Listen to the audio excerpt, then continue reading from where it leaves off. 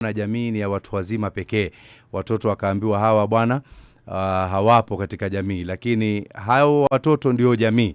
Na balau watoto watakuwa wanakuzwa kwa maadili, basi jamii itakuwa ni yenye kuwa njema katika siku zile za usoni.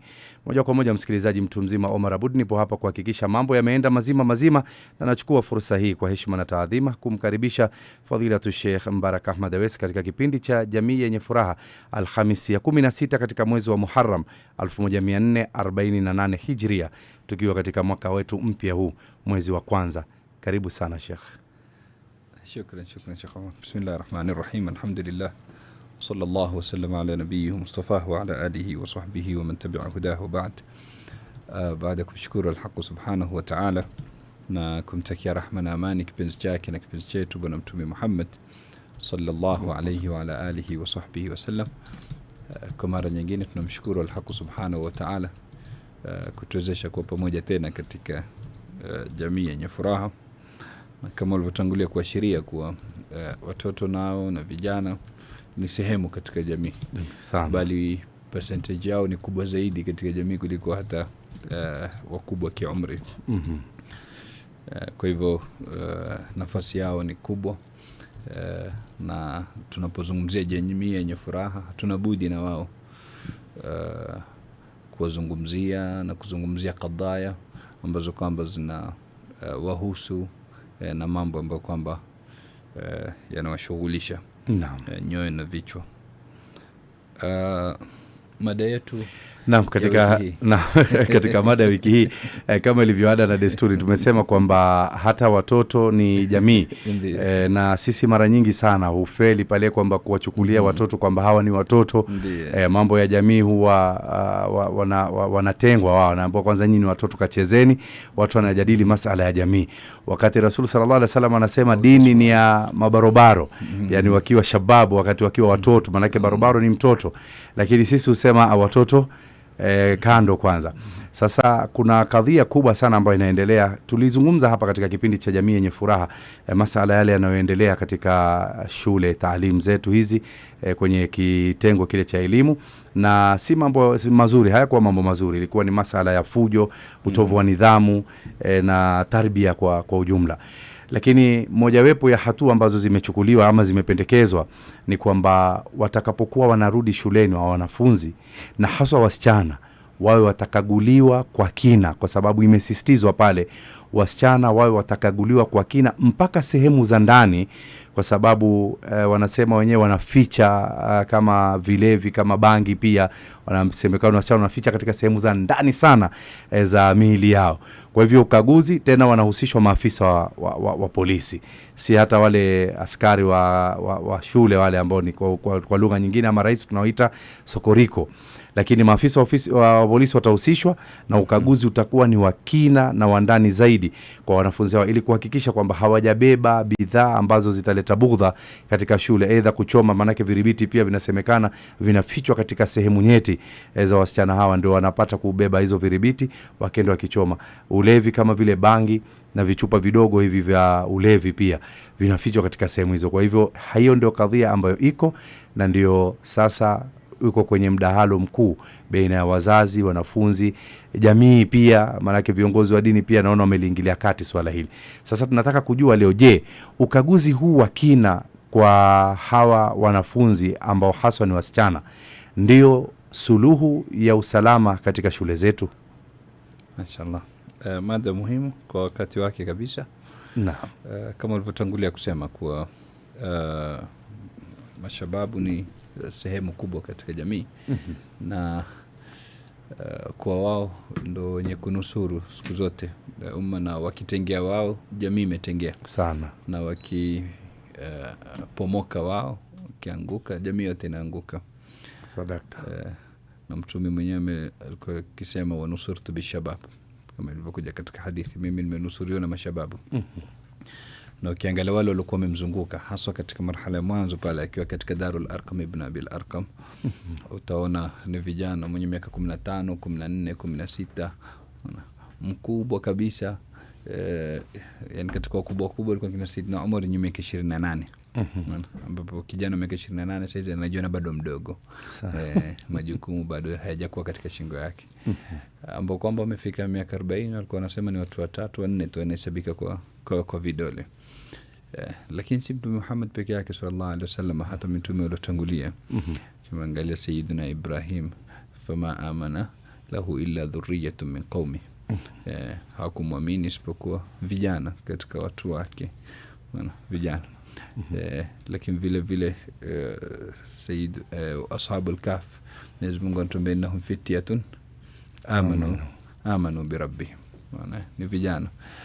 Kwa hivyo vijana wana dauri yake, na kwa sababu vijana wana dauri yao katika jamii, katika kuikuza, kuiendeleza,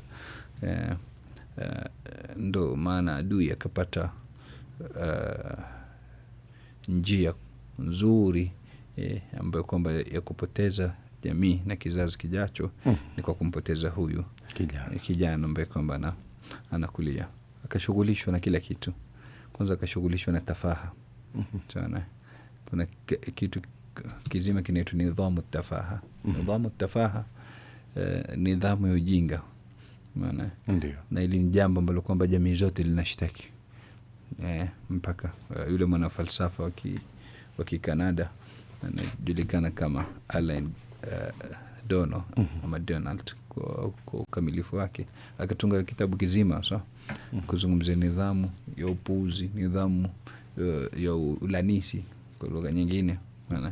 Yani vipi tutaweza kuwashughulisha watu waache zile kadhia muhimu zinazohusiana na maendeleo yao na maisha yao, watashughulishwa na vitu vya kipuuzi. Na wakafaulu katika hilo.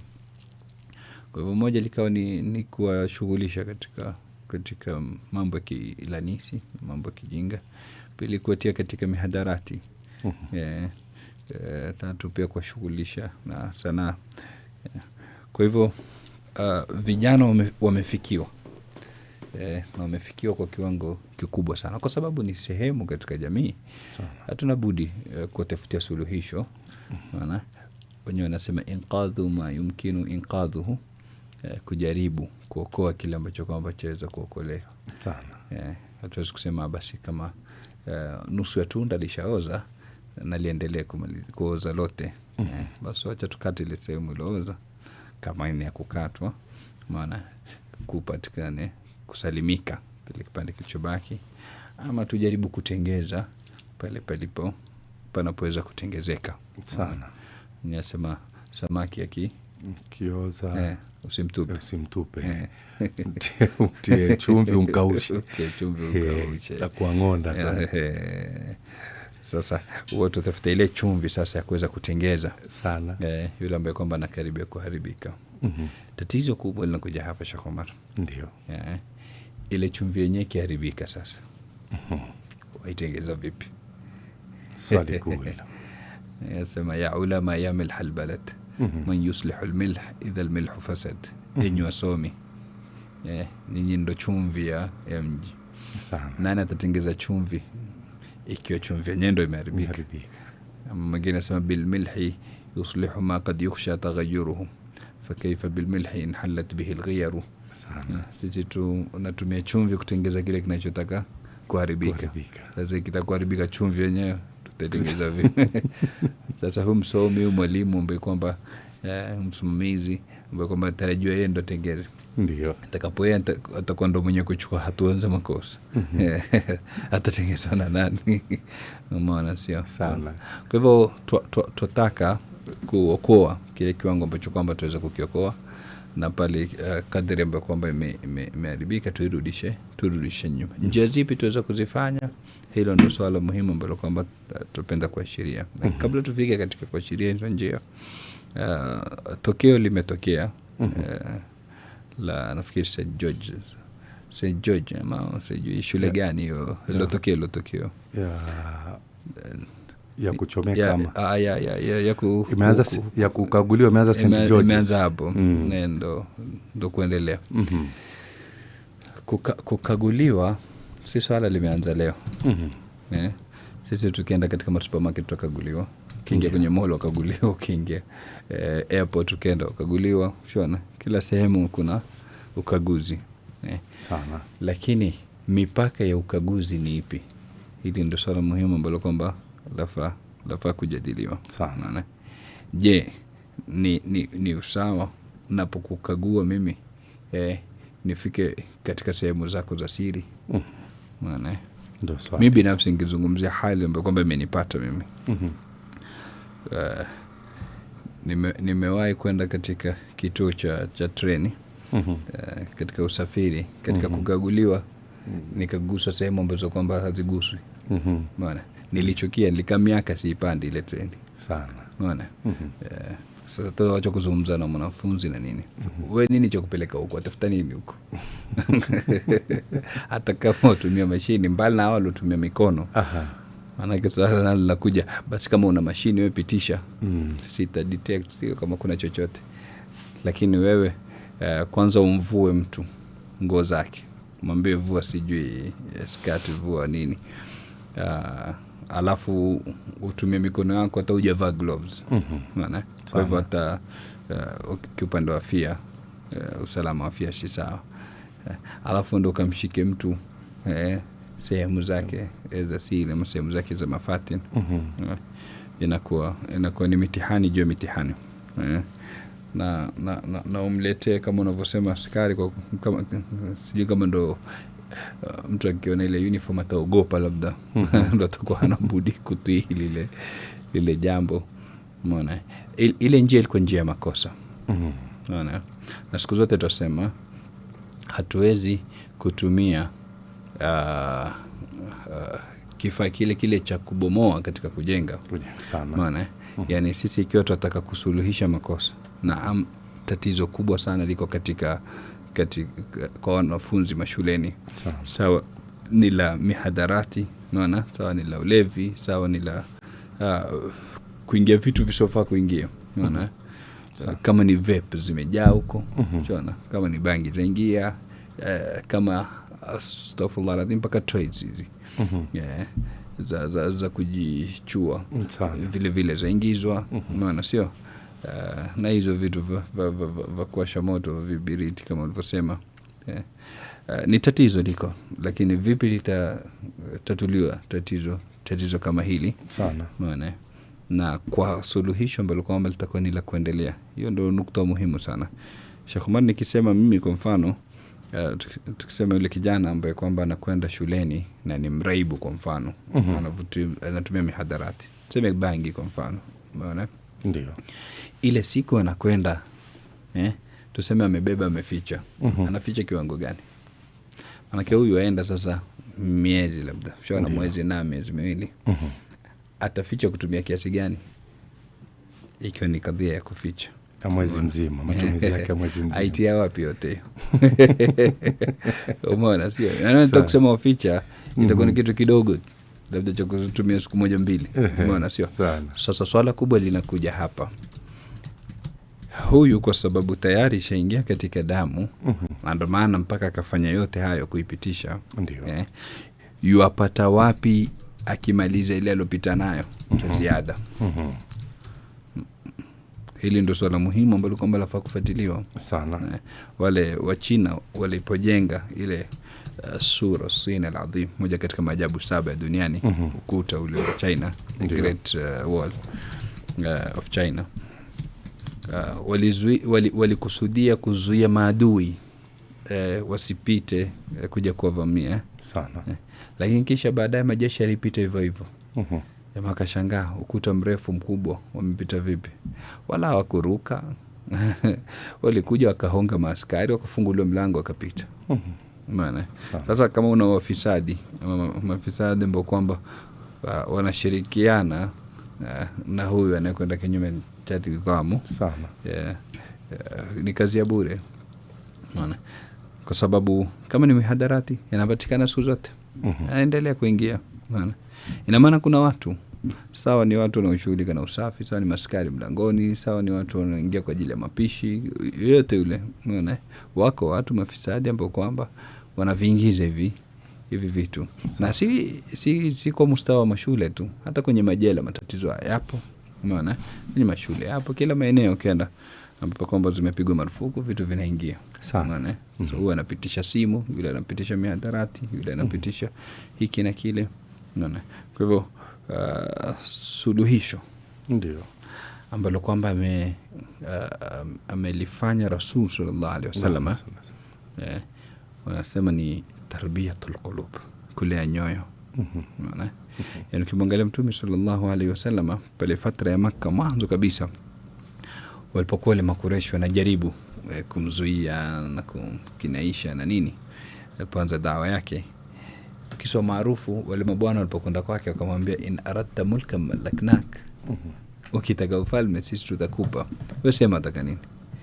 Ikiwa ni uongozi, yani ufalme, tutakufanya uwe mfalme wetu sana.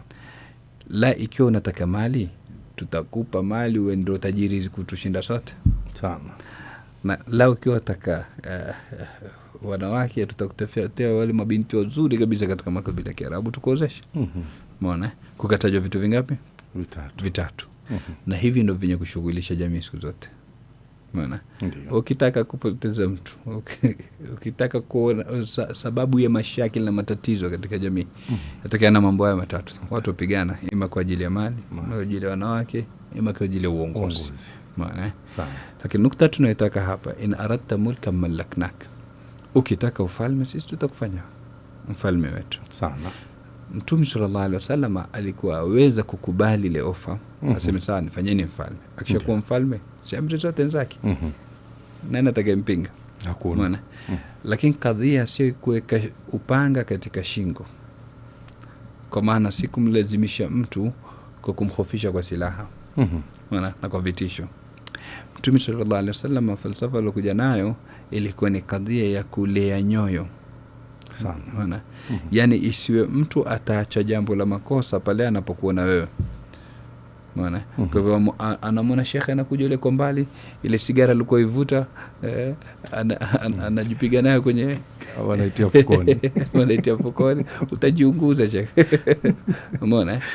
Hatutaki mtu awache kitu kwa sababu ameona mtu ama ametishiwa ama amekiwa upanga kwenye shingo sana. Nataka mtu awache kitu kwa raghba yake, kwa hiyo amekinai kwa hichi si sawa. Umeona sio? Sasa Rasulullah sallallahu alaihi wasallam akazijenga zile nyoyo, umeona, katika kufanya sawa. Isiwe mtoto leo ataswali kwa sababu babake yuko mbele yake, na kama hayuko haswali. Ama atafanya la makosa kwa sababu babake hayuko mbele yake, lakini akiwa yupo hatuweza kulifanya. Hili ndio lilopelekea masahaba, kisha baadaye yule alofanya makosa akaja, Rasulullah, zanait, Rasulullah, mimi nimekosea, nimezini, nisimamishie hadi. Maana ndio akuja mwenyewe yule. Lao ingekuwa ni kuwekewa panga katika shingo, asingekuja sana. Lakini kwa sababu amejengwa kimoyo, imefika kiwango, ameona hili ni kosa mimi nimefanya na nastahili na itaije kutahirishwa, kwa hivyo acha nirudi kwa Mtume sallallahu alaihi wasallam nitafute namna ya tathir, vile nitakavyosafishwa kutokana na kosa kama hili. Kwa hivyo hii ndio kadhia muhimu zaidi, namna gani tutawajenga hawa watoto wetu sana kiroho, kwa hili ni la kosa usilifanye na hili ni la sawa lifanye. Na hilo litapatikana kwa kupitia alwai, namna gani tuta create awareness. Yani hawa watoto leo katika matatizo yalokuwepo, pengine tuliwakulia sheria katika vipindi vya nyuma tukizungumzia swala la kuchoma mashule. Katika sababu kuu zinazotajwa ya kuchoma ile shule iliyochomwa na mpaka watoto kufariki, wanasema ni mambo ya homosexuality sana. Ni kwa sasa kuna vikundi viwili. Kuna kikundi cha mapenzi ya jinsia moja na kuna kikundi hakitaki kusikia uchafu. Maana kwa hivyo nyinyi mnatutenga, sio tutaonesha, tutawachoma. Allahu aalam ni ya kweli hayo si ya kweli, lakini sababu imetajwa. Maana sio itajwe isitajwe, ni tatizo liko katika mashule yetu. Umeona? Na kwa sababu kuna NGOs ambazo kwamba zina support haya mambo. Tumeona ulimwenguni, meya wa New York anatoka katika parade ya jamii kama hii. Hilo kila mmoja amelishuhudia sana. Yani mpaka wanasiasa, kama hukuunga wewe uchafu, wewe upiti. Unaona? Barnamiji yako ya kura haiendi. Sasa hili ni jambo ambalo kwamba linaungwa na NGOs na taasisi mbalimbali za kutoka nje na malobi kama wanavyoita wenyewe Marekani. Sasa swali, vipi sisi tuta create awareness kwa vijana kwa bana huu ni uchafu na huku kwenda kukatwa kizazi, na vipi tutasaidia wawe straight, na wale ambao kwamba wamepatwa na maradhi ya SSA, same sex attraction, vipi tutawasaidia kimatibabu ya kinafsi kuweza kuwatoa katika mushkil kama huu. Hili ndio jambo la kufanywa. Lazima kuwe na vikao vingi vya awareness, umeona, kwa ajili ya kuweza kuwa katika shida hiyo, lakini vile vile kuwatahadharisha kutokana na mihadarati. Yani vipi tumkinaishi yule mtoto mdogo leo, watoto wadogo katika mashule, hata usizungumzie vyuo vikuu wala hata secondary, siku hizi hata huku chini tu sana watoto wadogo wanatumia vape. Na ngapi kesi zinakuja, utasikia fulani amefukuzwa shule sababu nini? Ameshikwa na vape. Umeona, sio? Sasa nini kinachompelekea yule mtoto mpaka kutumia vape? Je, wamewekewa vikao vya kuelezwa kuhusu mihadharati na athari yake na athari yake? Umeona, sio? Tabe ni zipi hatua ambazo kwamba zinachukuliwa kwa yule ambaye kwamba anapatikana ima anatumia ama anawafikishia watumiaji ama kuwauzia? Umeona, sio? Lakini vile vile katika suluhisho ambalo kwamba laweza kupatikana ni tahalil, kufanywa test. Yani ikijulikana kuwa hapa kuna tatizo kwa mfano la mihadarati ama la ulevi, maana sio, siku hizi alhamdulillah tiba imeendelea, kwenda ufanye test, ameweka katika masharti. Si lazima iwe kwa kila shule, kwa shule ambayo kwamba inashukiwa kuna percentage kadhaa ya uchafu kama huo, umeona, ni kwa mtoto ili aje ajiunge ama arudi, kwanza aende wapi? Fanywe test. Shona sala muhadhara ije ile natija, umeona, na ili mtu asije kaenda kucheza na natija za test, iwe na sehemu fulani hasa ambapo kwamba sisi wenyewe tutafuatilia majibu, umeona, kwa sababu sisi tunajua idara zetu sana. Kwa ukishakujia mtu mkono utapewa natija utaka. Tukaona sana zama za corona ilikuwa tokea mara nyingi sana tu. Ukitaka kusafiri naomba kwanza nenda kafanya kipimo. Mtu haendi kokote, anatuma pesa tu kwa M-Pesa, na anatumia tu document pale alipo, kwa anakwenda zake airport na safari. Kuna watu feki paka za haji za afya, mtu enda haji lakini huko akaenda akahongana akapewa amefanyiwa huyu hana maradhi haya kila kitu kabisa. Subhanallah. So kwa sababu idara zetu zafahamika, watu watachagua bana, sisi tutataka hivi vipimo vifanywe hospitali fulani, zahanati fulani, shona sisi tutadili wenyewe. Ile tasaidia ikiwa mtu imebainika kuwa ameathirika, kwa sababu unajua mtu mpaka kutafuta kuingia kwa mfano mihadarati ama na ulevi katika shule, ina maana anakaribia kufika kiwango cha idman. Yani ni kama ni addict kiasi fulani. Tuwezi kusema ni addict kwa maana manake wengine wanaarifisha ile addiction kuwa ni kitu cha kutumia daily. Maana aweza kuwa hatumi daily. Maana lakini kwa anaona kwa kipindi zile wiki atakazokaa shule kwa atakuwa mbali na kitu hawezi kuvumilia, na maana tayari shaingia katika nini? Mwili wake. Tayari shaingia katika mwili wake. Umeona? Sasa saidika vipi huyu? Atakapogundulika kama ndo kupelekwa rehab, umeona, akaweza kutibiwa. Lakini zifanywe test, inaweza kuwa ni moja katika suluhisho. Kwenda kwa pekesheni watoto na kuwashika sehemu zao za siri. Maana tunasema vitu vingine haviguswi. Pengine ile isababishe katika kumfanya mtu awe msagaji. Waliyadhu billah. Ufike kuamsha hisia ambazo kwamba zilikuwa zimelala. Maana watu waanze kutafuta kufanya uchafu. Lakini vile vile kuchunguzwa katika idara za mashule, kwa sababu kuna baadhi ya wasimamizi ima ni walimu, maana ama msimamizi wa ngazi yote kwamba wanachangia. Leo tuliona kesi katika wiki zilizopita ama siku za nyuma huku kesi ya mwalimu kulawitiwa. Ndio. Katika maajabu walitumiza kichwa ya tuzoea sisi, itakuja kesi mwanafunzi amelawitiwa na mwalimu. Lakini wewe mwalimu alawitiwa, ina maana yani ikiwa kuna walimu ambao kwamba ni wa mapenzi ya jinsia moja, watawakava wale watoto wenye jarima kama hilo. Ikiwa kuna walimu walevi, vile vile watachangia katika kuenea ulevi katika ikiwa kuna walimu ni watumiaji mihadarati, vile hivyo chunguzwe vile vile, hata kama wao watapimwa kuhakikisha kuwa hawatachangia katika kuenea uchafu kama ule sana. Kwa hivyo suluhisho lipo zaidi ya moja, kuweza kufanywa vipimo, ndio maana sio kuweza kufanywa create awareness, maana kuna vikao vya kila saa vya kuzungumza nao, hata kama wataletwa watu kutoka nje ambao kwamba wanahusika na afya ya akili na wanahusika na ilmu nafsi, ndio kuweza kusemesha, lakini yote 9 ikiwa mtoto hakupata tarbia ya moyo sana, huko kazi itakuwa mbele sana, itakuwa nzito sana. Vipi tutamjenga ile mtoto kiakhlaki? Kwa sababu huku nje maadili hakuna. Ndio. Nikisema nje si lazima iwe nje mtaani tu. Kuna nje kwenye vifaa sana. Leo katika mashakili makubwa yanayokumba ulimwengu, na ili Mwenyezi Mungu akitupa umri na afya tutalihusisha kipindi, ni ile itwaje kikundi kile cha Korea kile,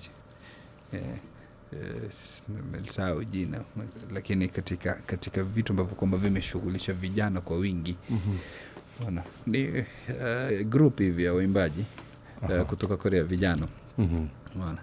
Maswaibu 40% ya vijana katika maeneo mengine mpaka 60 kama na kikundi hicho wanafuatilia siri zao, wanafuatilia hafalati zao, sherehe zao. Kwa hivyo ukimwona kijana anaonyoa kimaajabu, sijui rangi za nywele za kimaajabu, sijui mavazi ya kimaajabu, maneno, vitendo, wengi sana wameathirika na wale.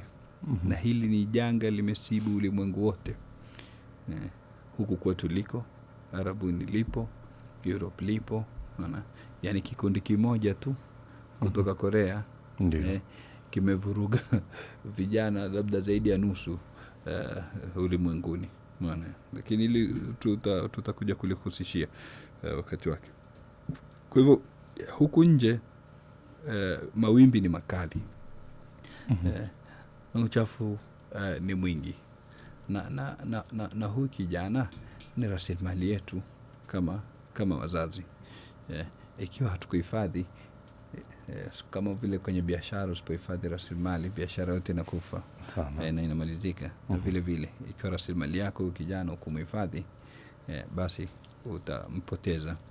Na Mwenyezi Mungu ametuambia, ya ayyuhalladhina amanu qu anfusakum wa ahlikum nara, enyi mlioamini, zikingeni nafsi zenu pamoja na ahli zenu kutokamana na moto. Ni wajibu wangu mimi na wewe kama wazazi, kama viongozi katika jamii, kuweza kuangalia vipi tutawakinga hawa watoto wetu kutokamana na sababu zote zile ambazo kwamba zinaweza kusababisha kupeleka katika moto.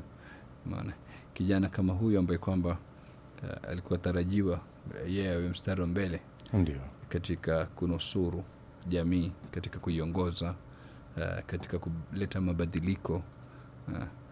Mtume sallallahu alaihi wasallam akiingia Madina, ndani Madina kulikuwa na matatizo makubwa ya maradhi, waba, na walikufa watu wengi sana kwa kupitia ile maradhi. Lakini ukijua nani aliondoa matatizo kama hayo, alikuwa ni kijana miaka 20 tu, Sayyidina Talha ibn Ubaidillah, mmoja katika masahaba 10 waliobashiriwa pepo. Babake Mtume alifika Madina akaugua, akafariki huko. Wajomba zake Banu Najjar Sawa. Mama Mtume vile vile amekwenda ziara, amerudi njiani Abu amefariki, amezikwa pale kwa kuugua Madina. Walipohamia Rasul sallallahu alaihi wasallam na sahaba zake, Saidina Abubakar aliugua mpaka karibia kufariki. Saidina Bilal vile vile aliugua mpaka karibia kufariki.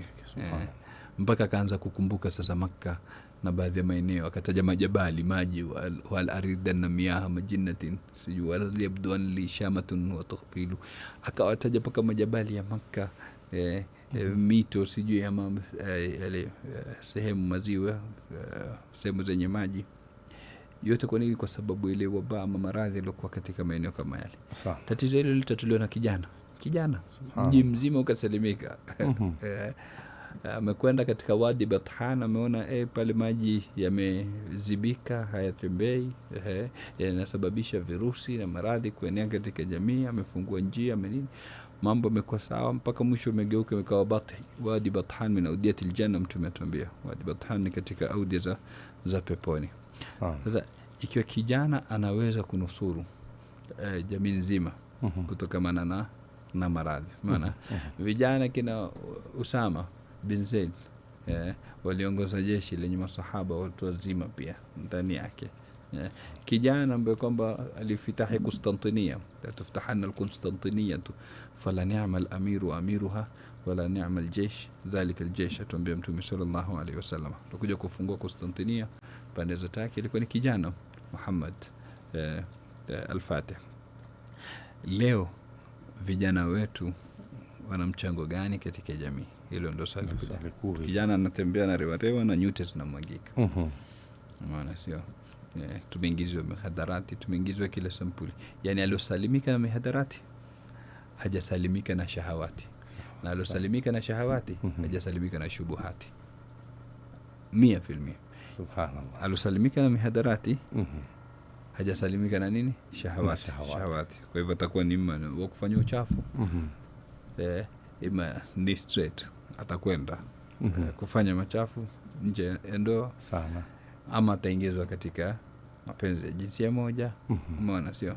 Ama ataingizwa katika shubuhati, kabla tufika kwenye shubuhati, ama ataingizwa katika toys. Azakumullah, siku hizi kuna midoli yauzwa, midoli tena huku pia shafika Mombasa kule, shafika pwani, zauzwa wazi kwenye groups, kwenye WhatsApp. Wala watu hawana haya, zamani ukiogopa, unaona toys zauzwa wazi, unaona. Sasa watu wafanya biashara kwa sababu ile industry inawaletea watu kwa mwaka milioni 337 bilioni au $337. Kwa hivyo watu wafanya biashara, unaona.